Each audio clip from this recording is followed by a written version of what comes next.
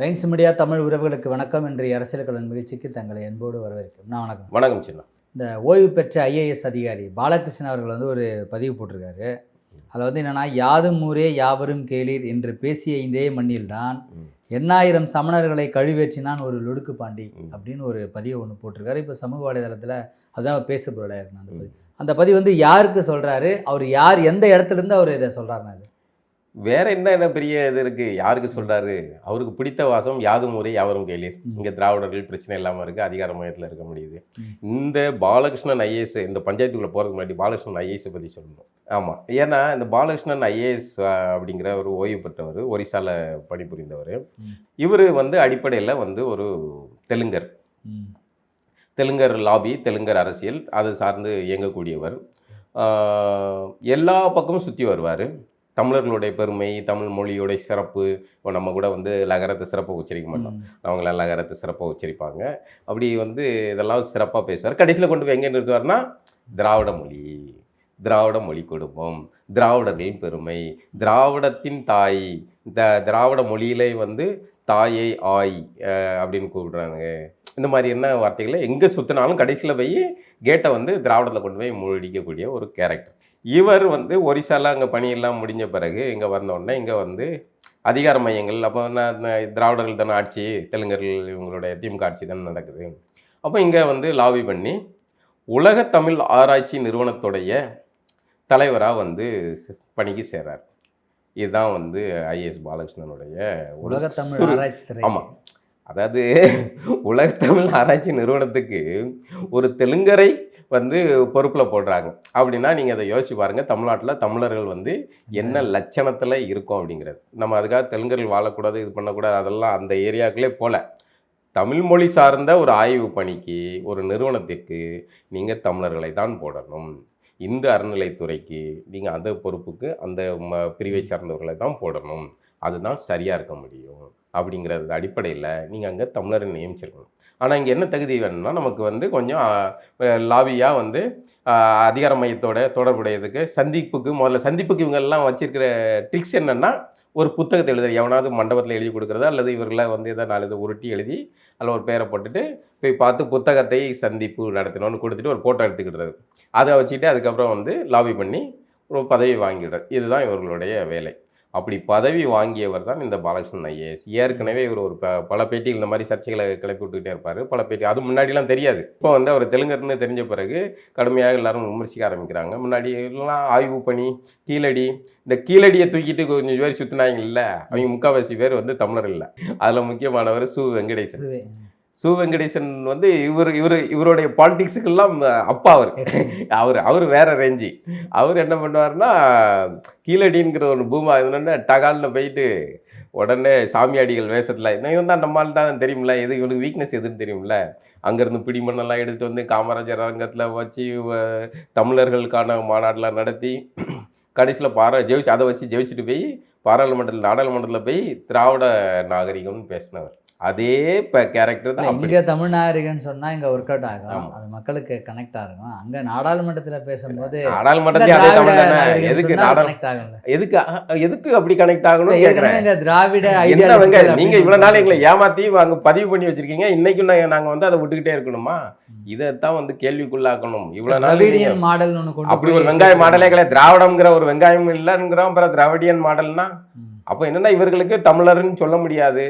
நம்ம அவங்களையும் கட்டாயப்படுத்தல. அவங்க சொல்கிறதும் நியாயமும் கிடையாது. எதுக்கு சொல்லணும்? வேற ஒரு மொழிக்கார, ஒரு குஜராத்தியை நீங்கள் தமிழர் சொல்லுவீங்களா? ஒரு மராத்தியரை சொல்லுவீங்களா? அப்புறம் எதுக்கு இங்கே இருக்கிற தெலுங்கர்கள் மட்டும் சொல்லணும்? அப்படிலாம் அவசியம் இல்லை. தெலுங்கர்களாகவே சுயமரியாதையுடன், தனித்த சிறப்புடன், தங்களுடைய தாய்மொழி அடையாளத்துடன், தங்கள் தாய்மொழி வழி கல்வி உரிமையுடன் வாழ வேண்டும். அதைத்தான் நம்ம வலியுறுத்துகிறோம். அப்போ இவர் இந்த மாதிரியான சேட்டைகளை பண்ணுறவர்னு வைங்களேன். ஏற்கனவே விகடனில் ஒரு பேட்டி கொடுத்துருந்தாப்புல, அப்போவுமே நம்ம பேசணும்னு நினச்சோம். அப்போ ஏகப்பட்ட சர்ச்சை நாயகன், இவங்களுடைய லாபி நாயகன் இவர் சு வெங்கடேசன். இவங்கெல்லாம் இந்த லாபி நாயகன். இப்போ அவர் ஏற்கனவே அகத்தியரை பற்றி பேசியிருந்தாப்புல, அகத்தியருங்கிற ஒரு முனிவரே இல்லை அப்படின்னு. அகத்தியருக்கும் தமிழுக்கும் பெரும் தொடர்பு உண்டு. அதாவது ஒவ்வொரு காலகட்டத்தில் சில கதைகள் உண்மை சம்பவம் இருக்கும். அது ஒரு 10 ஆண்டுகள் இதான பிறகு நீங்கள் கொஞ்சம் கொஞ்சம் காண பிறகு சில புனைகள் உடையில் வந்து சொருகிரும். அப்படி சில புனைகள் உடையில் சொருகத்தான் செய்யும், அதை தவிர்க்க முடியாது. இப்போ நீங்கள் பார்த்தீங்கன்னா ராமசாமியார் வந்து இப்போ வந்து சமூக நீதி தலைவர் இப்படி இப்படின்னு பேசிக்கிட்டாங்களே, இன்னொரு 100 ஆண்டுகள் கழிச்சு பாருங்களேன், 6 கால பூஜை நடந்துக்கிட்டும் திராவிட திடலில் நடக்கும். அது யாரு கண்ட பாலகிருஷ்ணனுடைய வாரிசுகளை கூட அந்த மணி ஆட்டிக்கிட்டு இருக்கலாம். அங்கே ஏற்கனவே ஒரு மணி இருக்கார். ஸோ அப்போ இவர் வந்து அகத்தியரை பற்றி பேசி அதில் ஒரு சர்ச்சையாச்சு.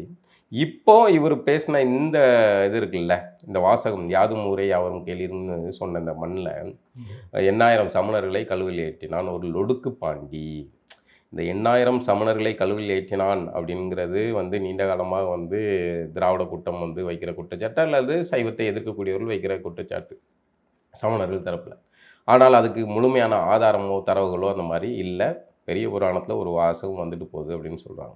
அந்த 8000 என்பதும் கூட ஒரு ஊரை குறிக்கக்கூடியதாகவும், சமணத்தில் 8000ங்கிற ஒரு பிரிவை குறிக்கக்கூடியதாகவும் பலவாறு தகவல் இருக்குது. நமக்கு அது உறுதியான, நமக்கு அதில் இது இல்லை. அது சார்ந்த விவாதம் பேசக்கூடிய அறிஞர்களை வச்சு பேசும்போது நம்ம அதை உறுதிப்படுத்தும். இப்போ வந்து இந்த 8000 இந்த சமணர்கள் விவகாரம் என்னென்னா, மதுரையை ஆண்ட நின்ற சீர் நெடுமாறன் பாண்டியன் அப்படிங்கிற ஒரு பாண்டியன் வந்து கூன் பாண்டியன் சொல்லுவாங்க.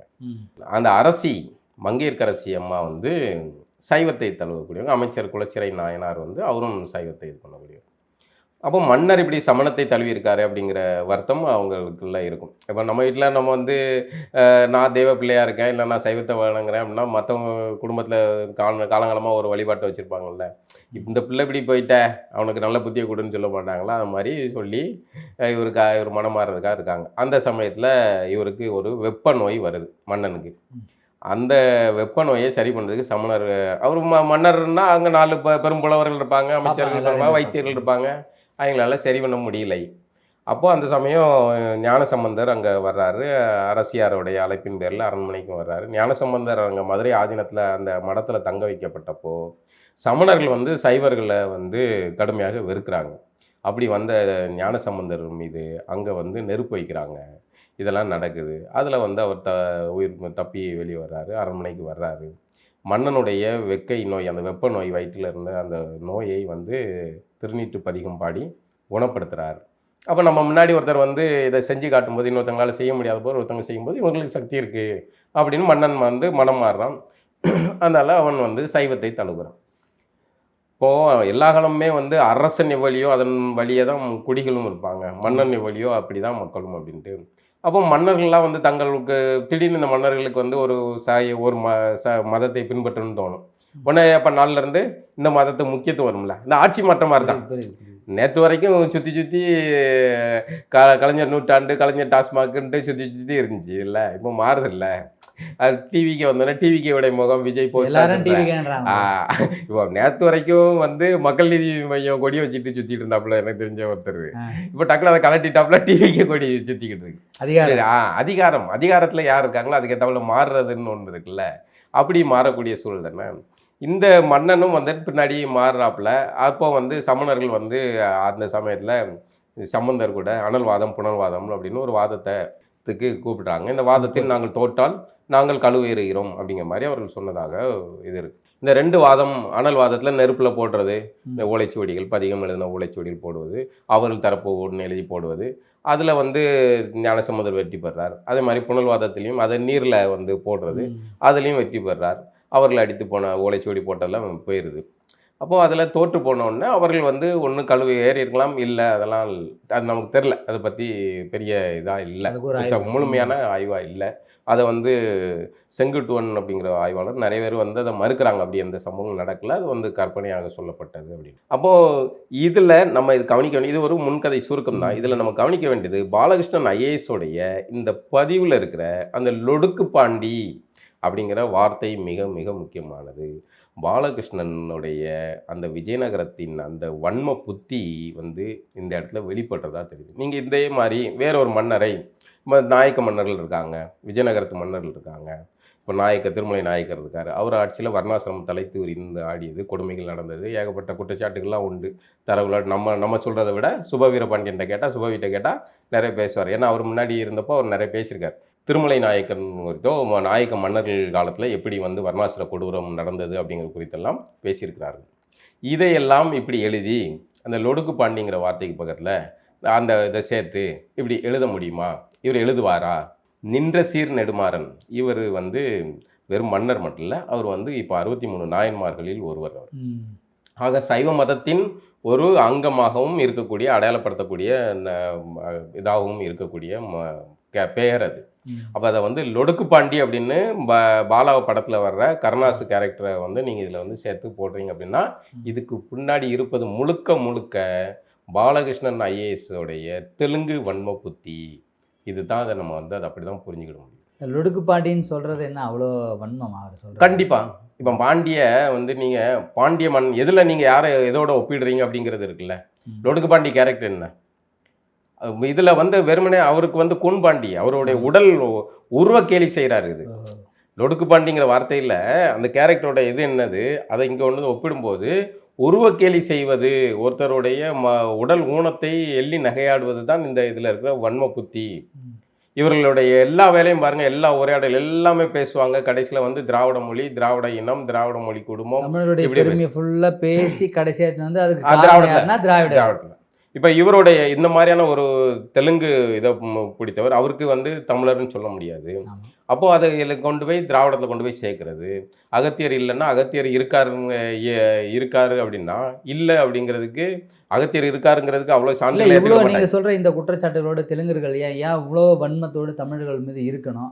ஏன் அவர்கள் தமிழர்களுடைய வரலாற்றை தேடி தேடி படித்து அதற்கான எல்லா வகையான முன்னேற்பாடுகளும் ஆதாரத்தையும் அவங்க காட்ட வேண்டிய நிலைமை? அது என்னன்னா, தமிழர்களுக்கு சமீபத்திய காலத்தில் இருந்து மறைந்து போன ஈவே ராமசாமி முதற்கொண்டு இவர் எல்லாருக்குமே வந்து என்ன, தமிழர்களுக்கு உளவியல் ரீதியாக நீங்கள் மேம்பட்டவர்கள் என்ற எண்ணம் வந்துவிடக்கூடாது. உங்களுடைய மன்னர் எப்பா எங்கள் மன்னர்ப்பா, எங்கள் மன்னன் ராஜராஜ சோழன், இவங்களுக்கு நிறைய பேருக்கு ராஜராஜ சோழனும் வன்மம் இருக்கும். ஏன்னா இவர்களுக்கு தமிழர்களுக்குன்னு ஐக்கானா ராஜராஜ சோழனா இல்லை பாண்டிய மன்னர்களோ இருப்பாங்கன்னா, அந்த புகழ்பெற்ற மன்னர்களை சிதைக்கணும் அப்படிங்கிறதா இவர்களுடைய கோட்வேர்டு அக்செப்டட். இதே வேலை இவர்கள் ஆய்வாளர்கள் எங்கேயா நாமக்கல்ல முட்டை விற்றுக்கிட்டு இருப்பாப்புல, ஒன்று ஆய்வாளர்னு சொல்லி அவரை மொழி அறிஞர்னு கூப்பிட்டு வச்சு இவர்கள் நிகழ்ச்சியில் வந்து கொடுத்து பில்டப் கொடுத்து விருதுகள் கொடுப்பாங்க, பாராட்டுகள் நடத்துவாங்க, உலக நாடுகள் கூப்பிட்டு போவாங்க. இதே வேலை அவர்கள் திராவிடத்தை தூக்கி பிடிக்கக்கூடிய ஆட்களாகவும் திராவிட மொழி அந்த மொழியை சார்ந்தவர்களாகவும் இருக்கும்போது இது எல்லாமே நடக்கும்.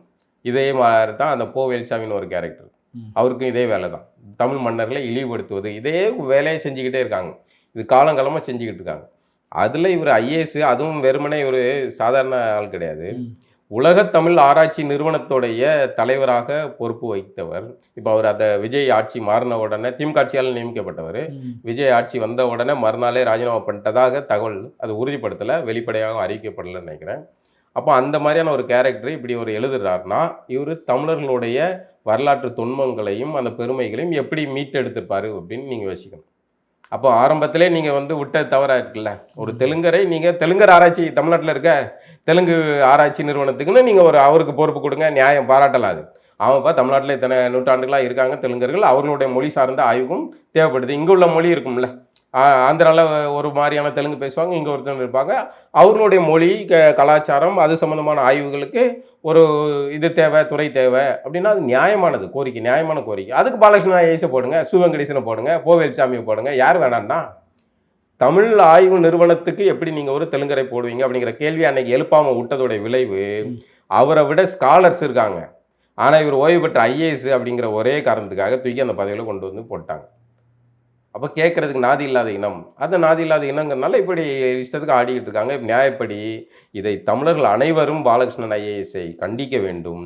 கூடுதலாக சைவ வழிபாட்டை கொண்டவர்கள் அனைவரும், அவன் நாயன்மார்களில் ஒருவர், அவரை உருவக்கேலி செய்கிற அப்படின்னா யார் துணிச்சல் கொடுத்தது?